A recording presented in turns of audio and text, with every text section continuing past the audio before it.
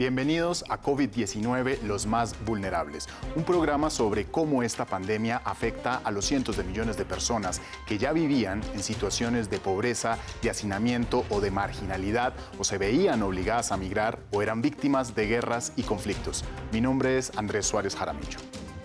Comenzamos en Kenia, país de África Oriental, a donde una mujer ugandesa llegó luego de escapar a los 7 años por un conflicto en su país natal. Actualmente es instructora de yoga y gracias a las plataformas de Zoom y Facebook enseña esta práctica milenaria a refugiados como ella que se encuentran aislados en campamentos por las cuarentenas del coronavirus. Su objetivo es despertar la autoestima y aliviar la salud mental de estas personas. Esta es la historia.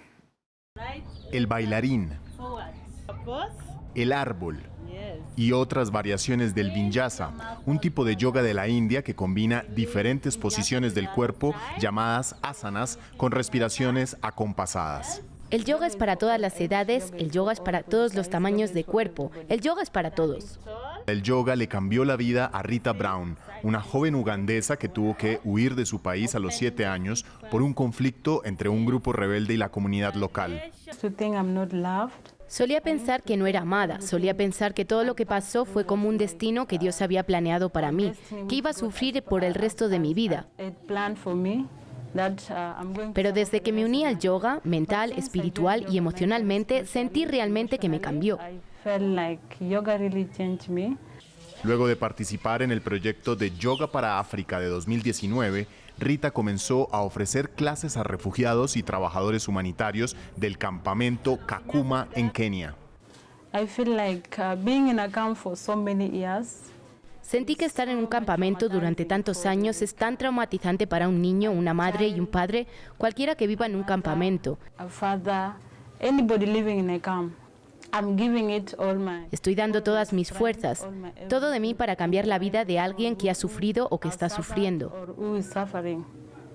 La iniciativa de Rita está en concordancia con la Agencia para los Refugiados de las Naciones Unidas. El yoga como práctica para mejorar el bienestar social, aliviar trastornos de sueño y aminorar síntomas de depresión. Encuentras que hay tanta gente a la cual acompañar, hay tanta gente a la cual atender, hay tanta gente a la cual defender, especialmente cuando se trata de problemas de salud mental y psicosociales, que sabemos incluso que con el COVID-19 ese número ha aumentado. La cobra, el perro que mira hacia abajo, son algunas de las posiciones con que Rita instruye a sus alumnos para sacarlos de la rutina y de sus propios pensamientos.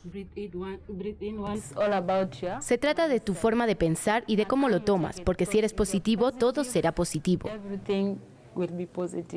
Con el yoga, voluntarias como Rita ayudan a cientos de personas para aliviar su salud mental, pero con cerca de 200,000 residentes en este campamento de Kenia, la oferta de ayuda psicológica se queda corta, de manera que la Agencia para los Refugiados de las Naciones Unidas busca más fondos con que suplir esta falencia. Del yoga pasamos a las técnicas de defensa personal y de África viajamos a Europa, específicamente a Estrasburgo, ciudad al norte de Francia. Allí una asociación de boxeo femenino alienta a las mujeres a tomar clases de defensa personal para contrarrestar las agresiones y los insultos sexistas. La mayoría de ellas ya han sufrido acosos y los han denunciado ante las autoridades. Veamos. Cerca de 40 mujeres se reúnen los domingos en este gimnasio de Estrasburgo. La mayoría son jóvenes, quienes en tiempos de pandemia se cubren con mascarillas y portan guantes sanitarios.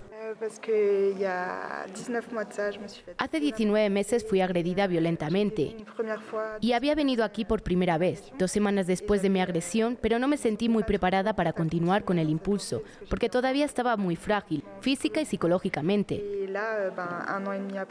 Y luego, año y medio después, habiendo pasado el juicio con mi denuncia, por fin gané y me siento preparada de nuevo para afrontar el mundo, entre comillas. Estas mujeres depositan su confianza en Yvette Palatino, una entrenadora de 61 años, campeona francesa de boxeo británico y campeona mundial de kickboxing. Por supuesto que ahora las chicas hablan de eso mucho más que antes, pero todavía hay muchas más agresiones de las que no había antes, especialmente cuando hablamos de acoso verbal, acoso callejero, acoso en el metro. Quizás también había en ese momento, pero no tantos. En 2013, Palatino puso a rodar estos talleres para la prevención de la violencia. De tener entre 6 y 7 participantes, alcanzó a tener 160 antes de la pandemia de COVID. Mujeres que muchas veces denuncian no contar con el apoyo de la gente a su alrededor cuando ocurren los acosos. Hace 2 semanas, cuando estaba de compras, me persiguió un hombre afuera de la tienda.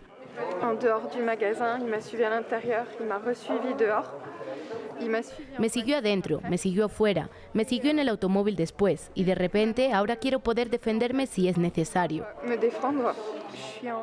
Una revista doblada puede ser un arma de contraataque. Esta es una de las técnicas que aprenden estas mujeres. Mujeres determinadas a actuar en medio de un episodio de peligro.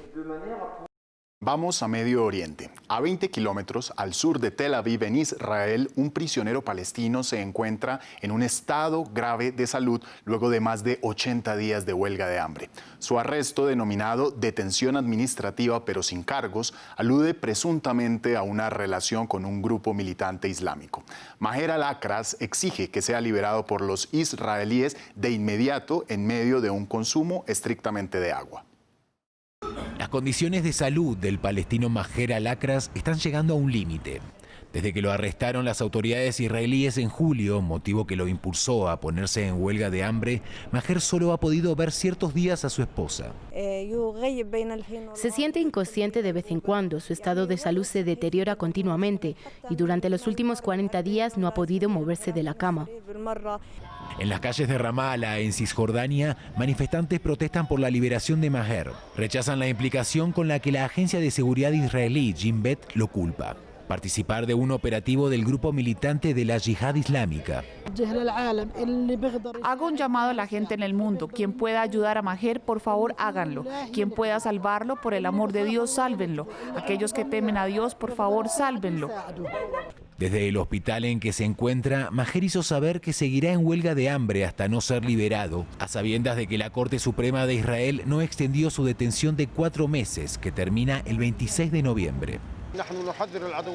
Advertimos al enemigo sionista que sea obstinado y discriminatorio, que debe liberar a Maher al-Akras, quien está detenido injusta e injustificadamente y sin ningún cargo. Por lo tanto, exigimos su liberación para que no sufra daños. Dios no lo quiera, y si será dañado, el enemigo sionista será considerado responsable y habrá ramificaciones peligrosas en la región.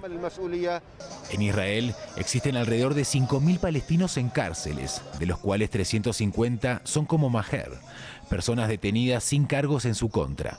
Según los oficiales israelíes, estos arrestos sin procesos legales son necesarios algunas veces para proteger el curso de operativos secretos.